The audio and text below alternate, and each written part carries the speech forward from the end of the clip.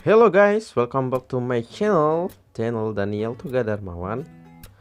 Sebelum menonton video ini, jangan lupa untuk klik subscribe dan tombol loncengnya ya. Terima kasih. A few moments later. Di video saya kali ini, saya akan memberikan Q&A, question and answer, yang sering menjadi pertanyaan bagi kalian semua yang ingin bekerja pertama kali di kapal pesiar. Yang pertama, apa saja persyaratan kerja di kapal pesiar? Persyaratan utama untuk kerja di kapal pesiar yaitu kamu harus berusia 20 hingga 35 tahun untuk yang pertama kali join. Yang kedua, aktif berbahasa Inggris. Yang ketiga, pengalaman kerja di hotel kurang lebih atau minimal 6 bulan. Pendidikan tamatan SMA juga bisa. Yang penting kalian telah memenuhi persyaratan 3 yang di atas.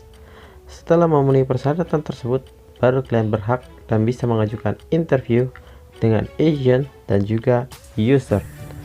Setelah interview dengan agent dan user, maka kalian juga harus mengurus dokumen-dokumen pendukung lainnya seperti BST, Seaman Book, pasport, visa, medical check-up, dan lain-lain. Yang kedua, apakah untuk melamar kerja harus menggunakan agensi yang ada di Indonesia? Jawabannya pada umumnya ya, karena untuk mempermudah proses komunikasi antara calon pekerja dan perusahaan pusat, setiap perusahaan kapal pesiar pastinya memiliki agen resmi di Indonesia. Nah, kalian yang pemula juga harus sering update agensi-agensi yang ada di Indonesia. Kenapa? Karena tiap tahunnya formasi kapal untuk agensi di Indonesia bisa berubah-ubah. Tetapi tidak sedikit juga ada kru member yang berasal dari Indonesia langsung melamar ke kantor pusat perusahaan kapal pesiar tanpa melalui perantaraan agensi. Pertanyaan ketiga, apa-apa saja agensi kapal pesiar yang ada di Indonesia? Di Indonesia ada banyak jenis agensi-agensi kapal pesiar. Berikut saya informasikan beberapa agensi kapal pesiar internasional yang sangat dipercaya di Indonesia. Yang pertama, Samudra Indonesia, Equinox, dan juga Global Speed di Indonesia untuk kapal pesiar Royal Caribbean International. Yang kedua, CTI Group yang ada di Bali, di Jogja, dan juga Jakarta.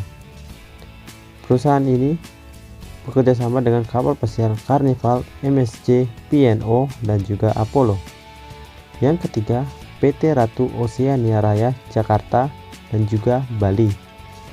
Agensi ini bekerja sama dengan kapal pesiar Viking, Disney, dan juga SeaSafe. Selanjutnya yaitu PT Alpha Max CC. Agensi tersebut bekerja sama dengan kapal pesiar Aida, Costa, NCL, dan juga Princess. Yang terakhir yaitu SBI. Perusahaan ini atau agensi ini bekerja sama dengan kapal pesiar Holland American Line dan Wind Cruises. Pertanyaan keempat, berapakah biaya untuk bekerja di kapal pesiar? Nah, untuk bekerja di kapal pesiar, biaya yang dibutuhkan berbeda-beda, tergantung nama perusahaan yang akan dilamar oleh kita. Namun begitu, dokumen-dokumen umum yang pasti dibuat oleh seorang pelaut kapal pesiar yaitu sebagai berikut. BST dengan harga 1.800.000, Seaman Book dengan harga Rp100.000, paspor dengan biaya Rp400.000, visa, untuk visa termahal kita buat visa Amerika yaitu dengan biaya kurang lebih Rp3.600.000, medical check-up dengan biaya Rp1.600.000, dan juga untuk tiket, beberapa perusahaan memberikan free tiket untuk first join, dan juga beberapa perusahaan seperti Royal Caribbean untuk Anda yang new hire atau pertama kali join, Anda harus membeli tiket sendiri. Jadi untuk tiket biasanya untuk join tiket ke Amerika kurang lebih memerlukan biaya sebesar Rp16 juta. Jadi total biaya untuk pengurusan dokumen saja yaitu sekitar kurang lebih Rp7.500.000. Pertanyaan kelima, apakah ada biaya untuk agensi supaya masuk ke kapal pesiar? Jawabannya, pada umumnya jika Anda melamar langsung ke agensi yang ada di Indonesia tanpa perantaraan orang ketiga, maka bisa saya pastikan tidak ada yang namanya agent fee. Namun jika kalian meminta bantuan agent untuk pengurusan dokumen seperti visa, Siemens Book, dan lain-lain, itu baru ada yang namanya biaya servis. Biaya servis ini yaitu biaya yang kalian keluarkan lebih besar dari biaya jika kalian mengurus dokumen sendiri. Contohnya, untuk pengurusan Siemens Book langsung yaitu hanyalah sebesar Rp100.000.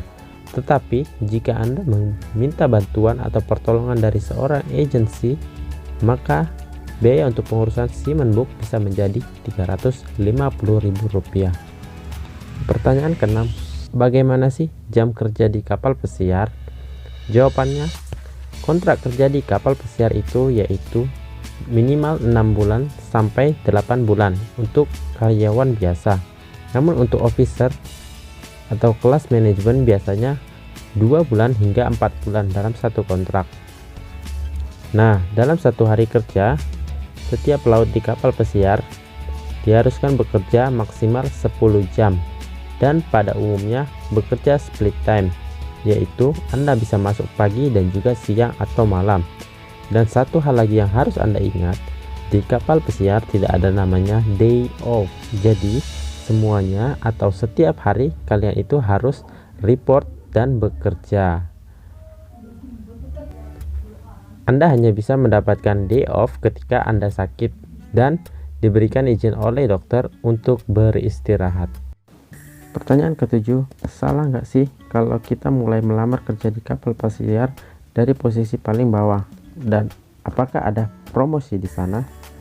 Jawabannya tidak salah, tapi menurut pendapat saya, kalau bisa usahakan kita lebih dahulu memperbanyak pengalaman kerja kita di rumah, baru kita melamar kerja di kapal pesiar.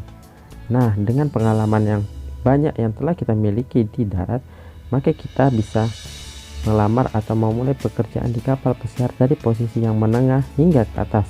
Seperti di F&B service, posisi menengah yaitu assistant waiter, dan posisi di bar departemen yaitu seperti bar server dan juga housekeeping di BASO atau Bar Attendant Service Officer.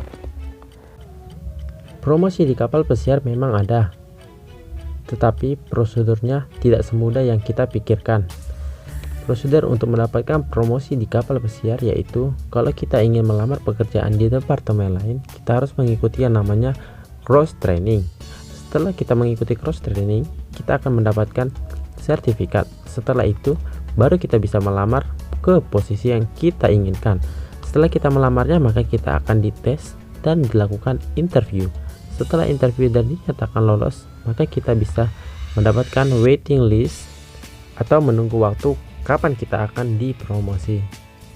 Waktunya tidak menentu, bisa lama dan bisa juga cepat, tapi tidak sedikit yang bisa mendapatkan promosi dengan cepat dan singkat.